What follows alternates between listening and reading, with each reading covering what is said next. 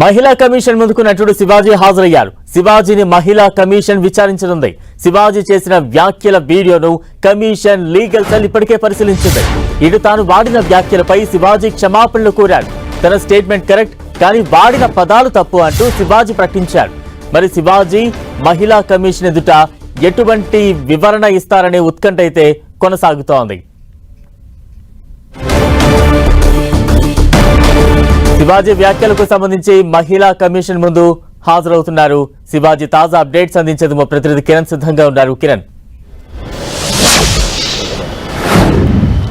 బలరాం మహిళల వస్త్రాలపై వ్యాఖ్యలు చేసిన నటుడు శివాజీ కొద్దిసేపటి క్రితం తెలంగాణ మహిళా కమిషన్ ఎదుట విచారణకు హాజరయ్యారు. కొద్ది రోజుల క్రితం ఆయన చేసిన వ్యాఖ్యలకు సంబంధించి కూడా మహిళా కమిషన్ సీరియస్ అయిన నేపథ్యంలో అందుకు సంబంధించి అతడు చేసిన వ్యాఖ్యలకు సంబంధించిన సారాంశాన్ని ఇప్పటికే అటు లీగల్ టీం కూడా పరిశీలించిన నేపథ్యంలో ఈరోజు విచారణకు హాజరు కావాలంటూ కూడా కొద్ది రోజుల క్రితం తెలంగాణ మహిళా కమిషన్ నోటీసులు జారీ చేసి అందులో భాగంగా కొద్దిసేపటి క్రితం ఆయన మహిళా కమిషన్ ఎదుట కూడా హాజరయ్యారు. ఇక ఈయన చేసిన వ్యాఖ్యలకు సంబంధించి కూడా పెను దుమారం రేపినట్టుగా చెప్పుకోవాల్సి ఉంటుంది. ఇక ఈయన చేసిన వ్యాఖ్యలకు సంబంధించి కూడా తెలుగు ఇండస్ట్రీలోని పలువురు నటీమణులు కూడా ఆవేదన వ్యక్తం చేశారు. తీవ్ర ఆరోపణలు కూడా చేసిన నేపథ్యంలో ఇక ఈ అంశానికి సంబంధించి చేసిన వ్యాఖ్యలకు సంబంధించి కూడా కొన్ని పదాలకు సంబంధించి కూడా తప్పుగా మాట్లాడినట్టుగా శివాజీ ఒప్పుకోవడం, తర్వాత తాను చేసిన వ్యాఖ్యలకు సంబంధించి కూడా కట్టుబడి ఉంటానంటూ కూడా చెప్పడం ప్రస్తుతానికైతే ఇటు ఇండస్ట్రీకి సంబంధించి కూడా కొంత హాట్ టాపిక్గా మారిన నేపథ్యంలో తెలంగాణ మహిళా కమిషన్ కూడా అతడు మహిళల వస్త్రాల మీద అతడు చేసిన వ్యాఖ్యలకు సంబంధించి కూడా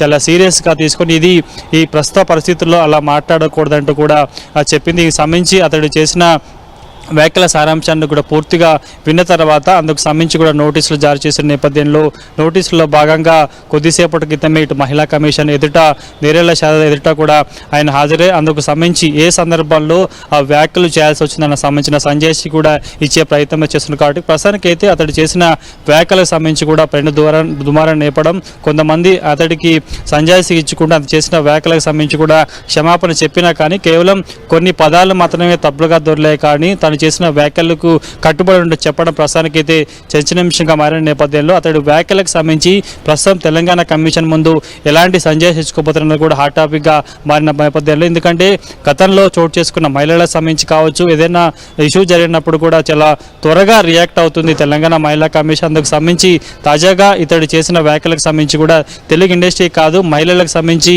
వస్త్రాలంకరణ మీద చేసిన వ్యాఖ్యలకు సంబంధించి కూడా సమాజంలో కొంత దీనికి సంబంధించి కూడా పూర్తి స్థాయిలో వ్యతిరేకత వస్తున్న నేపథ్యంలో కూడా ప్రస్తుతానికైతే మహిళా కమిషన్ సీరియస్గా తీసుకొని అతన్ని విచారణకు హాజరు కావాలని చెప్పిన నేపథ్యంలో ప్రస్తుతానికి కమిషన్కి ఏ విధంగా అతడు సంజయ్ ఇచ్చుకుంటాడు, ఏ కారణంతో ఏ అంశాలను బేస్ చేసుకొని తాను ఈ వ్యాఖ్యలు చేసిన అంశాలకు సంబంధించి కూడా వివరణ ఇచ్చే అవకాశం ఉంది. కాబట్టి ప్రస్తుతానికైతే అతడు విచారణకు హాజరయ్యారు. సుమారుగా దీనికి సంబంధించి అతడు 40 నిమిషాల నుంచి 1 గంట పాటు కూడా ఈ విచారణకు సంబంధించి పూర్తి స్థాయిలో కమిషన్ ఎదుట మాట్లాడే అవకాశం ఉంది. కాబట్టి ఎలాంటి అంశాలను కమిషన్ ముందుంచుతాడు ఏంటనేది కూడా హాట్ టాపిక్గా మారింది. Right, thank you Kiran.